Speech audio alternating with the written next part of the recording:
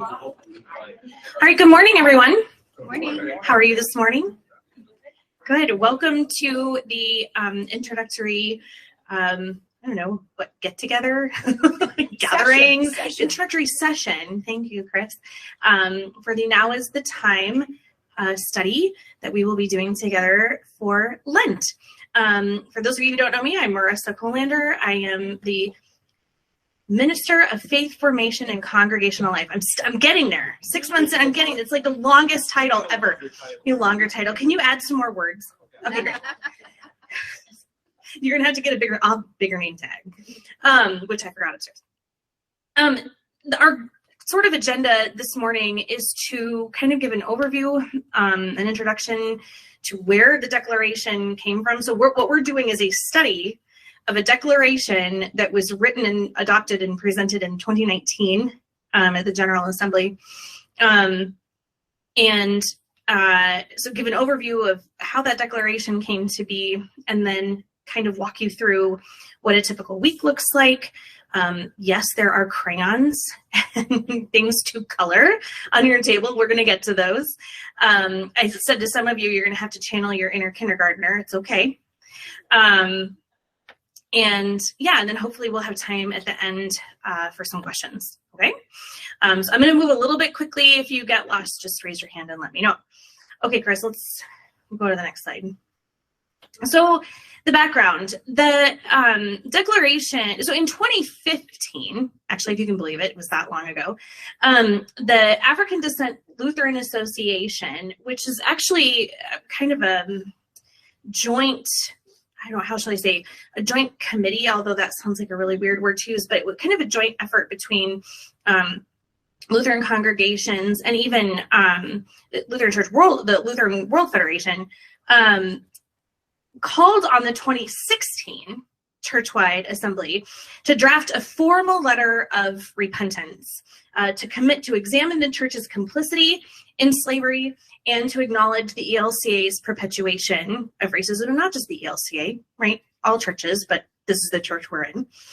This call was founded in the 1993 social statement. You're familiar with all the social statements of the ELCA, which was freed in Christ, race, ethnicity, and culture, which confessed sin of racism in general. So in response, the 2015 Assembly adopted the Social Policy Resolution, and then there's the numbers if you want to go look it up, which is actually on page 7 of your participant journal. If you have picked that up and brought it with you, you can read that. So then the declaration that this study is on was adopted by Churchwide Council at the end of June of 2019, and then presented to Churchwide Assembly later that summer. Why do this? As with all documents issued, which are approved and adopted by the church, they're only going to take on sort of that transformational life in the ELCA if congregations study them, right? And commit to using them and to living out the things that those documents say. In the fall of 2021, you all adopted a mission statement and ministry focus area goals. Anybody remember these? Yes, you don't count. I'm sorry. We love you, but that doesn't count. You, in your mission statement, you say in part, we say, I wasn't part of it, but they're on my board in my office. I have a checklist. We define our mission based on the following principles. We define our mission based on these things. One of them is to be a welcoming and nurturing community for all, and to stand for justice and peace. And then, so that's in your mission statement. Okay. Then underneath you have ministry focus areas. You've identified sort of broad categories of how that ministry gets lived out. And you created these amazing goals. And in the ministry focus area of diversity and inclusion, that statement says, we believe we are called to be a community where lines are erased and walls are bridged. Our desire is to keep growing a church where diversity is both celebrated and evident. And this is where Chris made fun of me for my slide break. Some of the areas in which we seek to be more inclusive and diverse include age, race, income level, culture, marital status, and sexual orientation. This study provides one avenue for the realization, self-examination, and accountability required not only to meet our mission statement and ministry focus areas, but also to apologize to the people of African descent for the church's complicity in slavery and its enduring legacy of racism in the United States and globally. Let's go on to the next slide. The format. This is outlined for you a little bit. Did I say what page it's on? No, I didn't. I apologize for that. I'll tell you what page. Thank you. You will tell me what page. That's awesome. It's on page 3 in your handbook. But the study includes not only this time, the adult forum time, which will be large group and small table group discussions. Typically, we will watch a video together. I think next week is a TED Talk, and the week after that is something else, but it's a short film or video. And then there will be table discussion and large group discussion. So that's one part of the format. Then the reason the whole thing is 84 pages is there's individual daily things for you to do. So it takes you all the way through all of the days of Lent. So individual study and reflection, spiritual practices, that's where your colored pencils come in, and the option of small group conversation.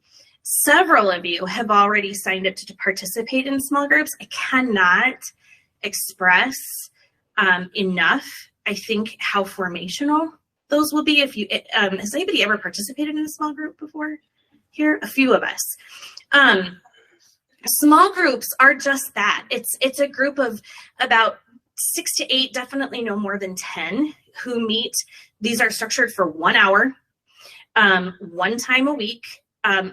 As of today, or as of the last time we looked at the form, all of the small groups are currently meeting online. They have hosts, leaders, and you have the actual, I'll show you where they are. You have the small group outline in your books, but it provides an opportunity, number one, for you to get to know other people in the congregation.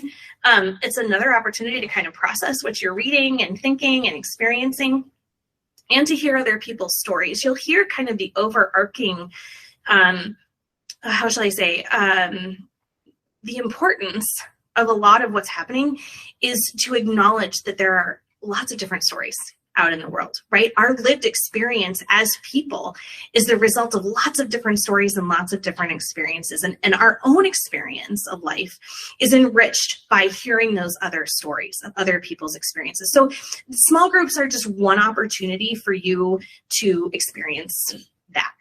Does that make sense to you? Okay. So then, that's kind of the way that the study takes shape. And a typical week looks like this in the grid. So on Sunday, you attend adult forum, pat yourself on the back, you're here. Woo. You can do that in person. We also have friends, hey everybody, on Google Meet. So if you're not able to get here on a Sunday and you really want to join, you can hop on Google Meet. The other thing is, I'm going to email everybody tomorrow, probably. I will send you a direct link. There is a page on the website for this study where I will put all the links to the videos that we watch on Sunday morning. I'll put those out there later on Sunday. So if you did miss the large group, you're not going to miss the content. Does that make sense to you? Okay. So that's Sunday. Monday, then, you'll notice typically our reflection questions or ahas from your time here on Sunday. That's not true this week. Tomorrow, you're doing a lot of reading just to kind of get some background. Tuesdays, there are scriptures that Dr. Joyce Caldwell, who's a pastor in the ELCA and who wrote this study, has assigned to each of the kind of the sections. If you looked at the main, so let me back up. We have adapted what the ELCA produced for this study. Their study is 5 weeks. It's 5 sessions of 2 hours apiece. We don't have that kind of time. So I broke it out. That's why it's so long. But anyway, each of those 5 sections had a kind of an assigned thematic scripture text. So you'll be reading that text and doing some reflecting on that. That's Tuesdays. Wednesdays, It's where you need your colored pencils. You'll be doing a spiritual practice, and we're going to practice those practices here in a little bit. Thursday is just some journal space. There's a prompt every week, things for you to notice. It usually happens on Monday, but things for you to notice or think about during the week. And on that Thursday is a space, just like space for you to write. Fridays, then that's where you're kind of anticipating and preparing for Sunday morning. Okay, so Fridays are typically a lot of reading. Some weeks it's more than others, but you'll want to spend, you'll just want to anticipate that Fridays are a day to read in anticipation for Sunday. Then Saturday, there's kind of, how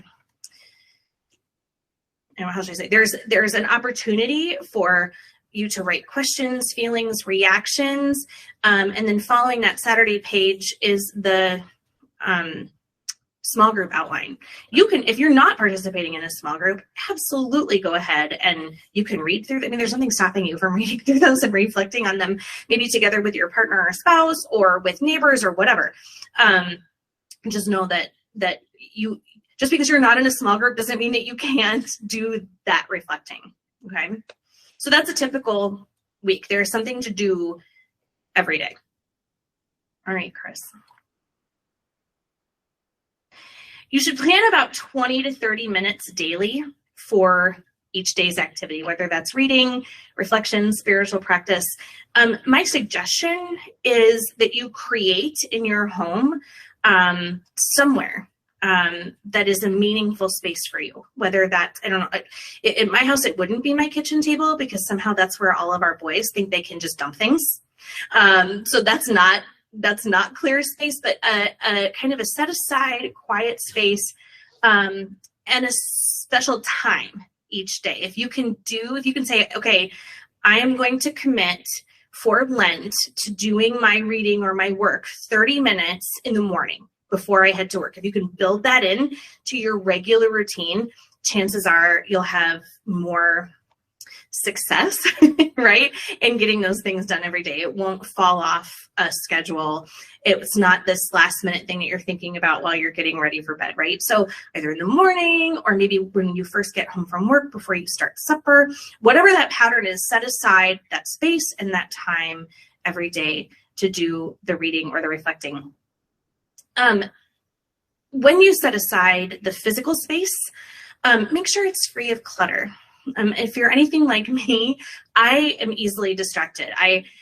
People are like, why can't you sit still? And it's like, well, when I sit still, then I'm thinking of all the things I could also be doing instead of just resting or just creating that time. This is sacred time that you're creating. You're not taking a break. You're not taking, although I believe in the ministry of naps as well. But this is holy work. So free that space from distractions, from clutter. Consider lighting a candle when you begin your time. Grab a favorite beverage. Maybe you go buy something at Hy-Vee that's a special thing that you don't normally buy for yourself. And you say, okay, during this time, I'm going to have this special tea that I bought or whatever it is. Okay, make that time really sacred and different from the rest of your normal routine. And then ensure that you're comfortable and minimize distractions as much as possible, i.e. take off your Apple Watch or your Garmin or your Fitbit that's going to buzz at you. Turn your phone on silent. This will be even harder for families with young kids. Perhaps you trade off with your partner and one of them, your partner watches the kids for a little while and then you switch or whatever. It is important that you have the ability to focus during this time.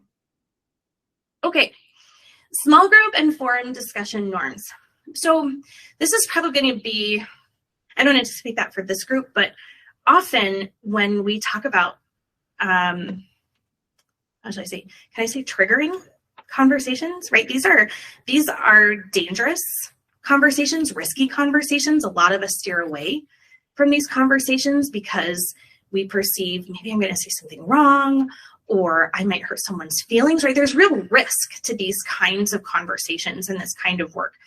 And because of that, I think it's really important that we establish sort of some normative practices for being together while we have these conversations, while we do this reading and reflecting.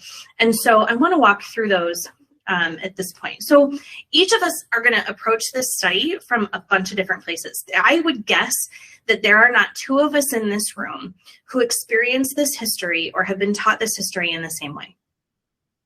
In fact, I was just this morning getting ready for work, and I always turn on, we have an Echo in an Alexa in our bathroom, and I always listen to the best of our knowledge. Anybody that's with Wisconsin Public Radio, and they do it on NPR on Sunday mornings, they were interviewing the creators of Throughline, which is a history podcast, if any of you follow that, and they were talking about the 1619 Project this morning, and just how no two narratives, as we were talking about, no two experiences are the same, and how it becomes problematic is, there's one sort of story that's put on everybody else, and that's probably not accurate, right?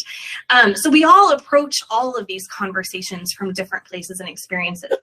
To be fully the church together, we have to commit to be present to, with, and for one another, wherever we are on that journey. Some of us have done a lot of this work, right? Some of us have not at all. This is new, and that's okay, right? We have to be able to be gracious and graceful and loving in all of these conversations.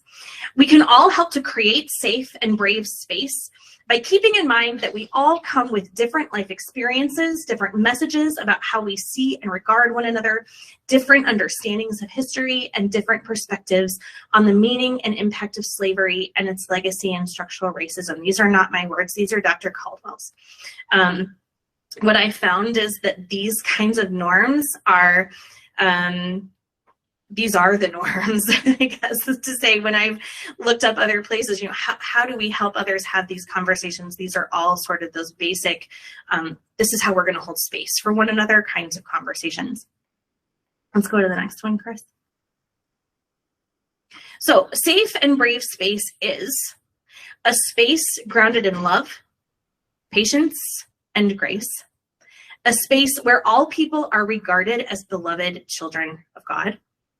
A space where all listen deeply and accept others' reality. A space where we ask compassionate questions. A space where we challenge ourselves.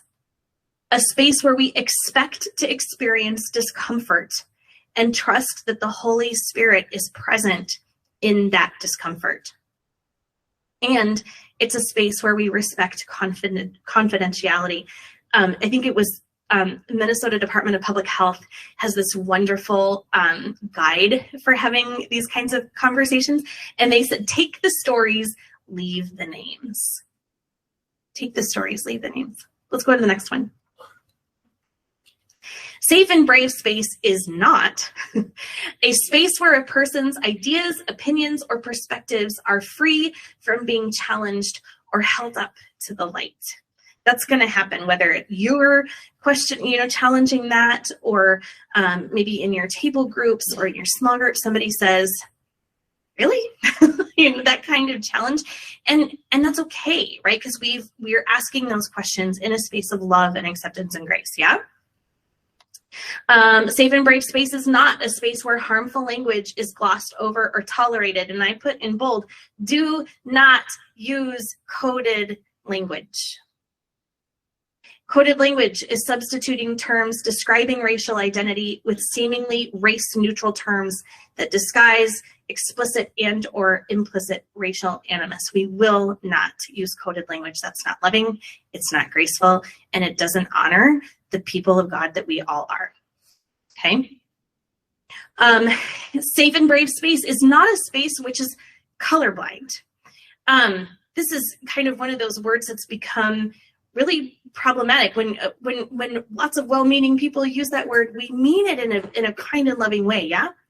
But on the flip side, that can feel like you're disregarding someone else's experience in the world. And that's not what we want to do. So we're not going to use that word. Can we agree? Okay.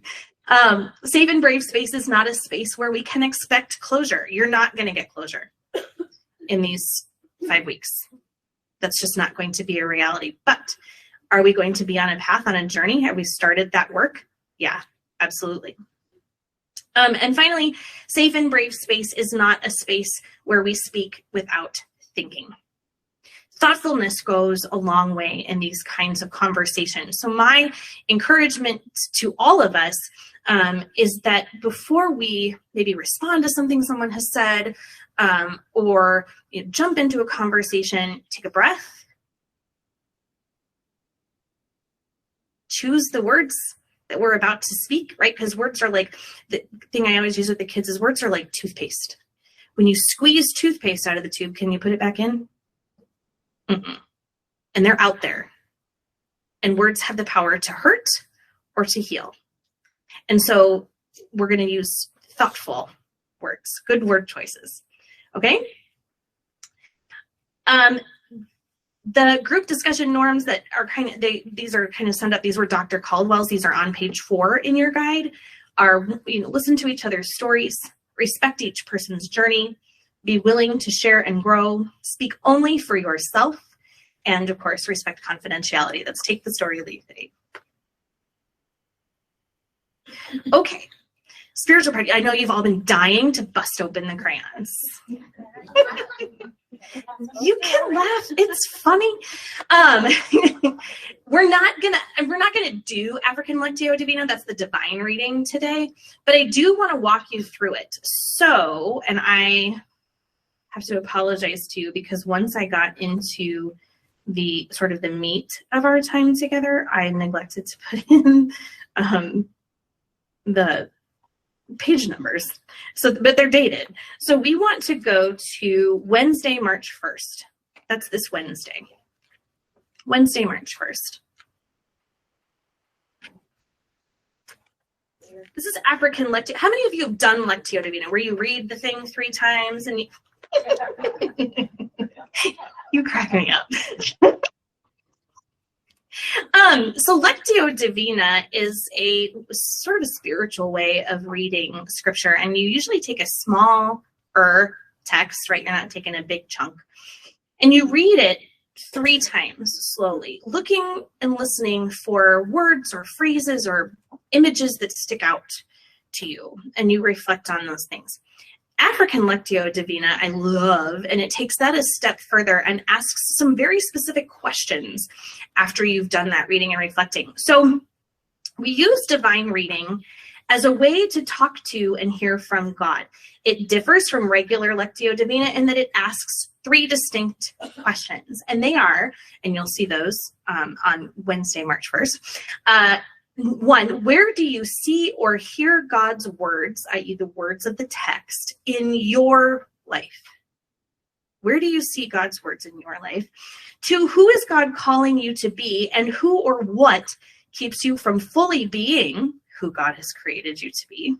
And 3, how does God's word make you feel? Or in other words, how will you respond to what you've read or how God has led you during that time? Okay, so you have that outlined for you on this Wednesday, and you can write your answers in there or not, but the words and the questions are there to guide you. Okay, does that make sense? So that's divine reading. All right, mandala coloring. In front of you, you want to find this page. Looks like a big flower. I think it might be the one that's on top of your stack, yeah? Sweet. Chris, you rock. You did it in order. You didn't even know. All right. We use mandala coloring as a way to center our thoughts. You'll see that mandalas are circular shapes, which are easy to color. I didn't give you the crazy, have you all seen those like adult coloring books where it's like, how did I even get my colored pencil in those lines? Like, not happening. These are easy to color. And they draw the eye to the center. So a true mandala will sort of draw you into the middle. Do you see that? You can kind of see it. This is the one that's in your journal for the day that we do the mandala coloring. I don't know off the top of my head what day that is, but so does this one that's in front of you. Much like our hearts are drawn to center on God. So believe it or not, I bet you guys don't know this. The kids upstairs do these spiritual practices, with the exception of the African Lectio Divina. They do this every fourth Sunday. So they are upstairs doing this right now. So if you get lost and need help, ask one of the kids. They'll be like, oh, this is how this works. So I want to practice that for just a little bit. We're going to take time to do about 5 minutes-ish for each one of these. So what I like to do is I get my, if you've got your pencils, you can use those. You can use the crayons that are on the table. And you're going to take a deep breath in. Let's do it together. So why don't you go ahead and pick which one you want, if you want your colored pencils or the crayons on the table. So go ahead and get those out. You're going to have to share. And there are pencils up here. If you haven't gotten yours, or you thought I was crazy and you didn't take them, even though I told you you would need them, we have tons of colored pencils. So if you want colored pencils, you can feel free to come up and get them. Ron, you want pencils? I gotcha. Anybody else want pencils?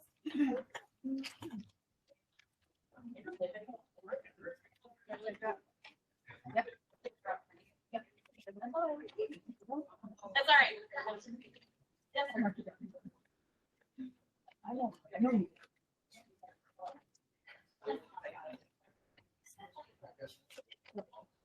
Anybody else? Okay.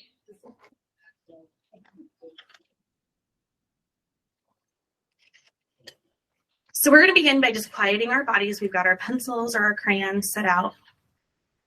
We're going to look down at our mandala and focus on that middle, on that center. And we're going to do one whole square breath. I don't know if you know how to do these, but what you do is you're going to draw your breath in to the count of 3, hold it for the count of 3, release to the count of 3, and hold that release for 3. Okay, 3, 3, 3, 3. Ready? So draw in, hold, release slowly, rest. Focus on God. God speaks to us all the time in that still, small voice. And as you color, you can begin coloring. Ask God what God is calling you to hear. What is it, God, that you want to say to me today? Just ask that question. What is it, God, that you want me to hear today? We're going to do this just for a few minutes while you color.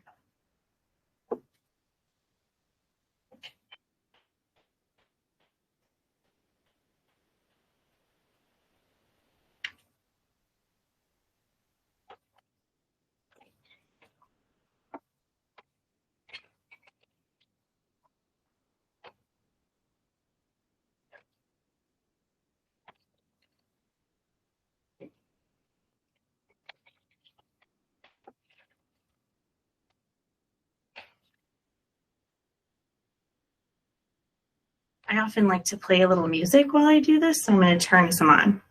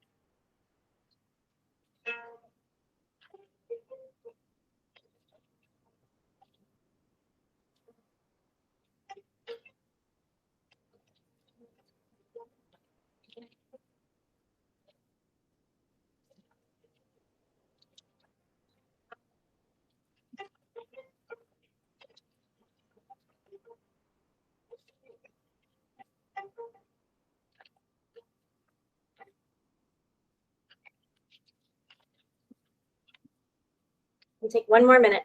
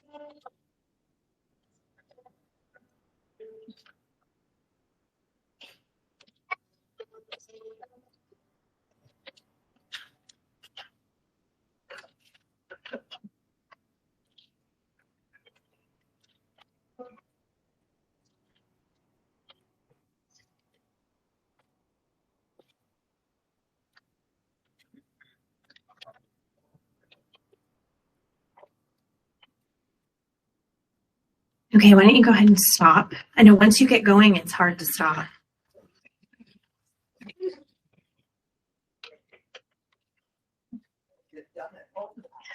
Nothing will get done at home. That's okay. This is good work too.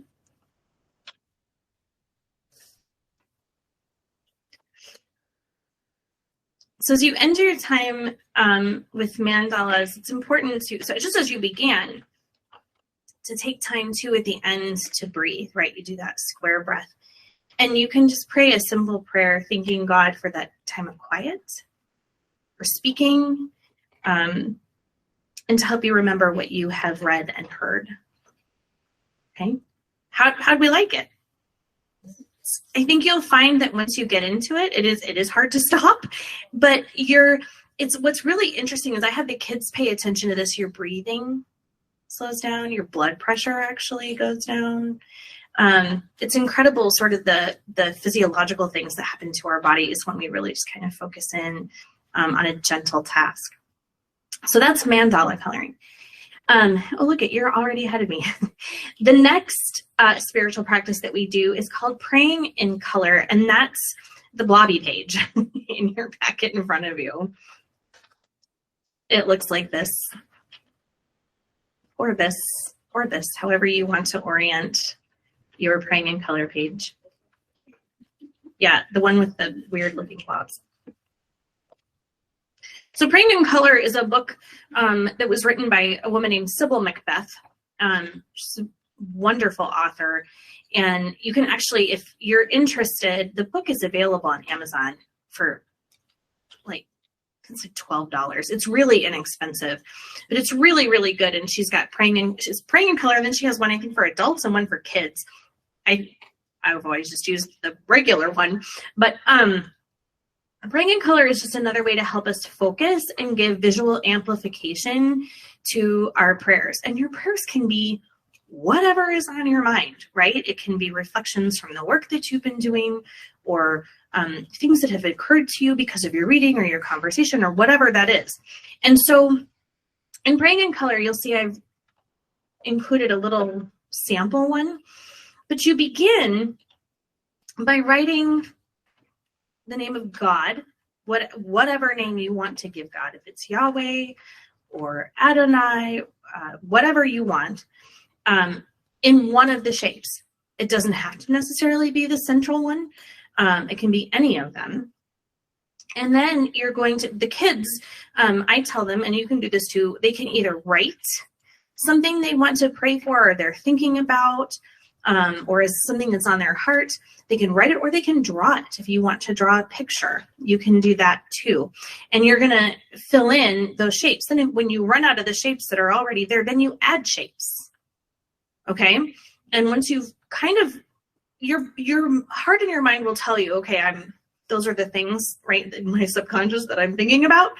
And when you've kind of run out of spaces to add or write in, that's when you go back and you can add some color or pattern or whatever that is on your praying in color page. And as you write those names or draw those pictures or add the color, that's when you're just focusing your thoughts on that person or that situation or whatever it is that's in that particular space that you're working on. Does that make sense to you?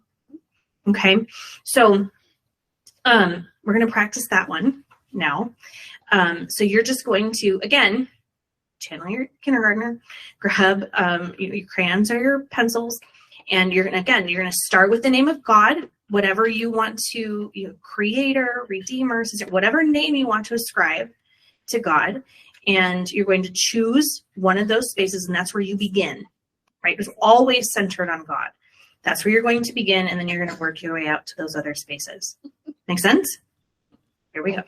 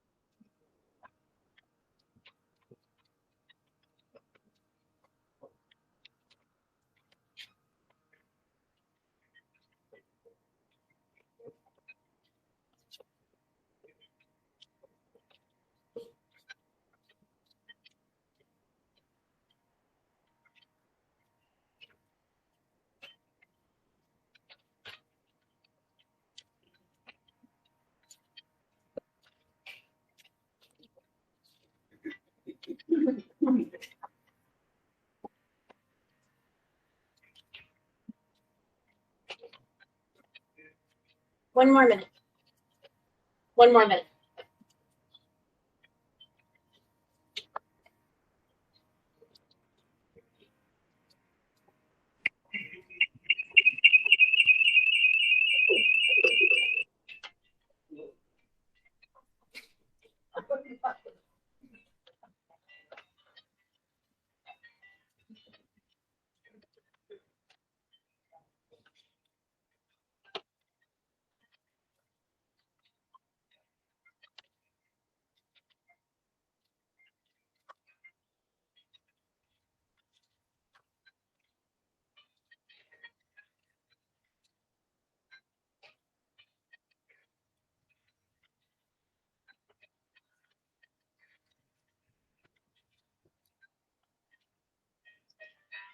I'll say the same thing to you that I say to the kids. Go ahead and finish the thing that you're coloring.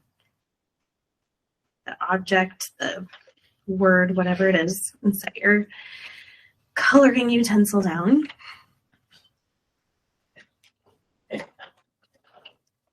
How was that experience? Different way to think about praying, yeah? Yeah. So that's praying in color. And then the last practice is your last page. Looks like this. This is a labyrinth. There are actually many different designs of labyrinths. This is a Chartres labyrinth from the cathedral in France. They actually have this inlaid in the floor in their sanctuary. Super cool. Anyway, labyrinths have been used in Christian traditions for centuries. And it's meant to represent the pilgrimage to the Holy Land. I don't remember specifically. There's something about, there's a mathematical equation that coordinates to the number of miles from Bethlehem to Jerusalem, which of course is the whole journey of Jesus from birth to his death. And the number of miles is represented somehow in the pattern in which you walk a labyrinth. I can't remember what it is off the top of my head, but it's super cool. Anyway, they represent the pilgrimage to the Holy Land, and they help the faithful to focus their prayers. Labyrinths are circular and easy to follow. So on we're going to use this as a finger labyrinth. You can use labyrinths in lots of different ways. You can walk them if they're big enough. Some people, anybody ever been to Prairie Woods in Cedar Rapids, the Franciscan Spirituality Center? They have an outdoor one. So I would encourage you, if the weather gets nice enough and you want to pilgrimage to Cedar Rapids, I don't know why anybody would do that. Prairie Woods has a fantastic outdoor labyrinth that I would encourage you to check out if you haven't done that before. Anyway, you'll see at the bottom of this labyrinth, there's an opening in that kind of scalloped black outside. Do you see that? Okay. The way in to a labyrinth is the way out. All right. So you're going to enter into the labyrinth here and follow. It's like a maze. Remember when you used to sit at restaurants and do those with a crayon with your parents? Yeah, I totally did that. It's not a race. I tell my kids upstairs this all the time. Like, this is not a race, friends. But you're going to trace the path in and around until you get to the center. Okay. When you get to the center, that's an opportunity to pause, to reflect on what you're hearing, sort of what the Spirit is saying to you. And then when you're ready, you proceed back out the way you came in. Okay. So we're not going to take a ton of time to do this, but I want you to just practice. Take your finger and trace it from that bottom, from the entrance of the labyrinth around. And you'll be surprised. You don't do one of these things, right? You don't make giant circles. It's a very interesting path in and around. And if it's easier, when you do this in your study or even right now, the kids, because they're still learning, a lot of them fine motor control, it's easier to take a crayon or a pencil and do that to do the labyrinth. And that's okay too. If you find that easier, go for it. But again, the goal is that center, right? We're clearing our mind. We're being open to what God is saying to us, things that the Spirit is whispering. We're paying attention to that quiet, and we're letting the labyrinth help focus our thoughts. Does that make sense to you? As you're all working and I'm talking to you. I know, don't bother you. And the kids will say, Miss Marissa, shh.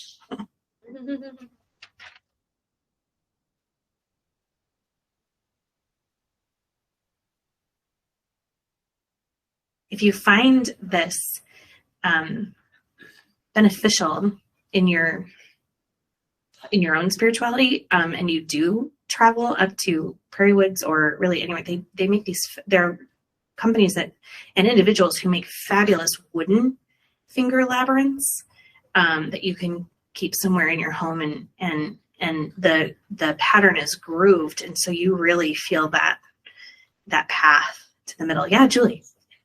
Emmanuel Lutheran in Washington, they have rented a labyrinth. Yes. They're going to have during Lent and sign up for times to block it and something. Yes. Marissa, the Unitarian Church here in Coralville has an outdoor labyrinth. Okay, there you go. That's another good resource. We, Pastor Sarah and I actually asked Mission Endowment for funds to help purchase a labyrinth for us. So we're hoping we'll be able to finish that before Advent, and you'll be able to walk a labyrinth here at Gloria Dei for Advent. But for right now, it's finger labyrinths. Okay. I want to be mindful of our time. So those are the practices that you will be using. They are included. So these, what you have in front of you are just printouts for today. You can take those with you. On those days, you'll see that they are included. There is a mandala included in your guide. There's a blank praying in color included in your guide. All those things are there. Okay. Next slide. Small group opportunities. Again, small groups are optional. If you have signed up for a small group, you filled out that online form, I have you, I am placing you according to leader availability and your availability and preferences. My goal is to have those. So today is the last day to sign up for those. If you haven't done that and you want to do that, either talk to Chris or myself or hop online. It's an online form that's available on the website. It's just a Google form, simple and easy. I'm going to take all of those responses tomorrow, assign those groups, and I will email you specifically. Capiche? Okay. So I just said, however, joining a small group affords many benefits. Again, meet new people, have deeper conversations because of the smaller group size, hear and learn from more stories. There are both in-person and online options. Again, today is the last day to sign up because I'm going to have a really hard time placing people once we've gotten those established. And you want to be able to start the journey and end the journey together as a whole group without kind of interruption. Does that make sense? Okay. Oh, are we done?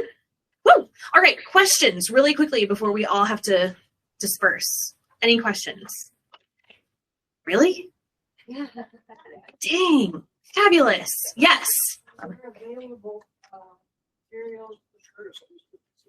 Yes, they're right up here. We will bring them to you. They're right here. All you need, friends, for this is this participant journal, okay? And your colored pencils or crayons or markers or whatever you want, but we have colored pencils for you, okay? That's all you need for this study. Yes, ma'am. I don't go online. Okay. That's fine. You just show up here on Sunday morning and you're set. The question was, how about the small group? Small groups are most of the ones that we have right now are online. The leaders that we've had have all selected online hosting. I am working on one set of leaders to have an in-person group, so I can let you know if we get that far, and where they're meeting and what day and that kind of thing. So the question for those of you who are online was about if you're not online and that kind of thing, can you join an in-person small group? And we're working on those. Other questions?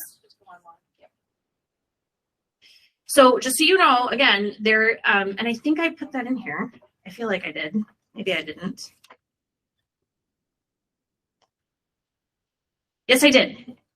If you open up the front cover of your participant journal on that copyright page, way down at the bottom, you see where it says https://www.gatheredbygrace.org/p/now is the time. Now -is-time. Do you see that? Yeah. That is the direct address to the page for this study, and I've posted things out there. So That's where, like, if you miss forum on Sunday, I will post the link to the TED Talk or the video or whatever it is that we watched out to that page. Okay. So don't lose this. Yes, sir. Is the URL now is that time or just now is? I don't. It must be now is. I just copied and pasted it. Sorry, Tom. It's whatever blogger felt like naming it. Yeah. Yes, ma'am. So will we be meeting here every Sunday? Yes, so the question is, will we be meeting here every Sunday? Yes, every Sunday morning for adult forum through Palm Sunday. Yes, including Palm Sunday, not Easter, but including Palm Sunday, we will be here. And the sessions will be led by Marissa, Pastor Roger, and myself. Thank you. You're welcome. Thank you all. I'm so excited to do this with you.